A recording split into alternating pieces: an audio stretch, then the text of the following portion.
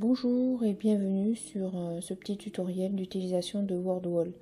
WordWall est une application qui permet de créer des exercices assez ludiques pour les élèves. Comme toute création d'appli, il faut commencer par s'inscrire et créer un compte avec une adresse mail, un mot de passe.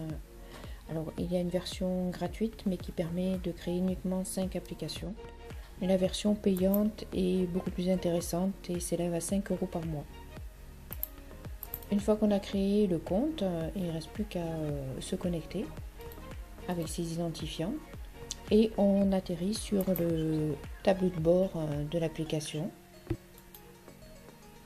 Pour retrouver toutes vos applications que vous avez créées, je vous invite à rejoindre la communauté et vérifier avant de créer votre exercice s'il n'existe pas déjà une application en ligne qui pourrait tout au moins vous servir de base.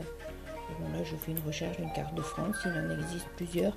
C'est vrai que l'inconvénient de WordWall, c'est d'avoir peu d'applications déjà créées en français.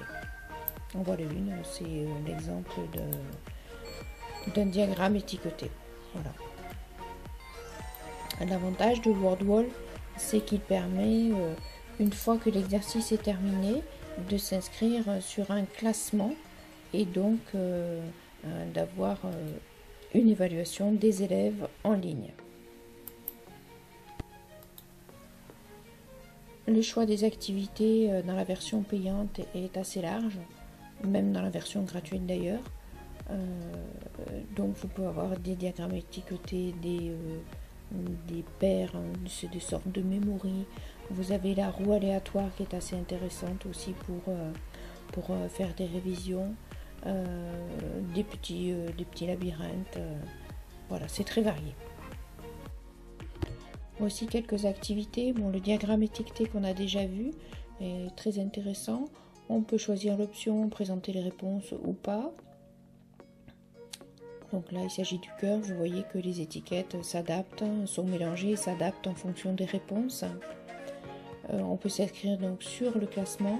Les élèves peuvent refaire plusieurs fois l'exercice et on pourra évaluer leur progrès.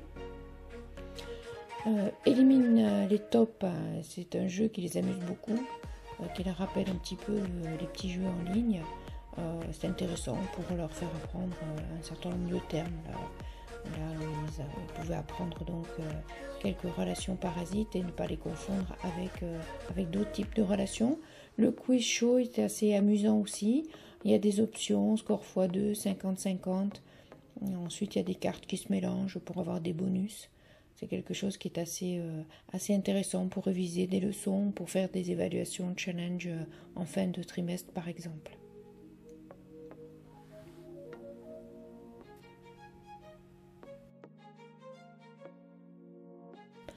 Pour créer une activité, c'est simple, on lui donne un titre, on choisit le type d'activité. Là, j'ai choisi un appariement.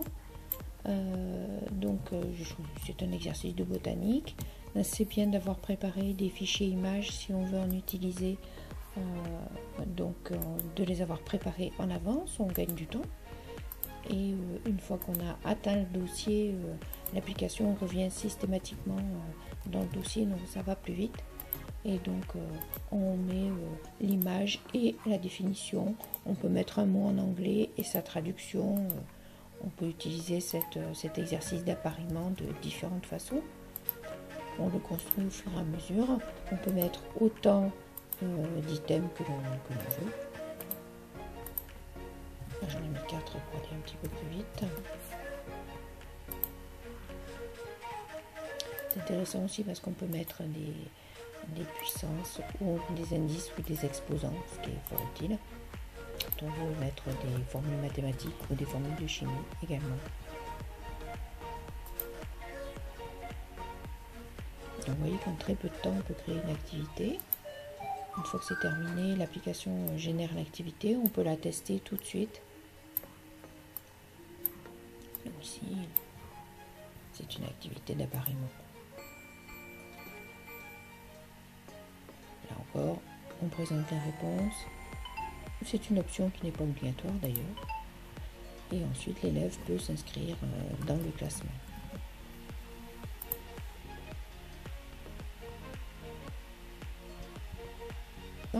Ensuite, il y a différentes options de présentation pour varier les présentations, mettre un petit peu plus de couleurs. Ensuite, vous avez des options au niveau est-ce qu'on affiche les réponses, est-ce qu'on les affiche pas. Vous avez donc, vous pouvez afficher tous les résultats également, limiter la présence de l'application et le lien dans le temps.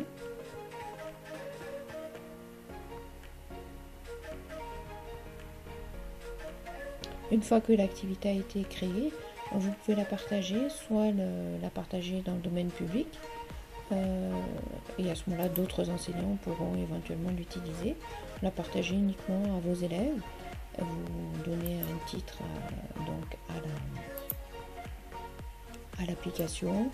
Vous choisissez saisir un nom, comme ça vous pouvez évaluer les élèves, afficher le classement, et ensuite donc l'application vous génère directement un lien que vous copiez et que vous transmettez à vos élèves.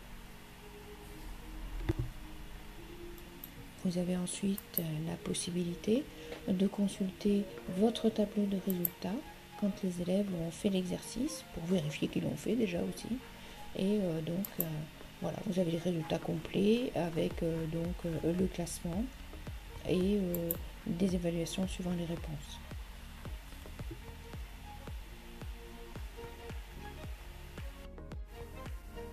Ce qui est intéressant aussi, c'est la version imprimable.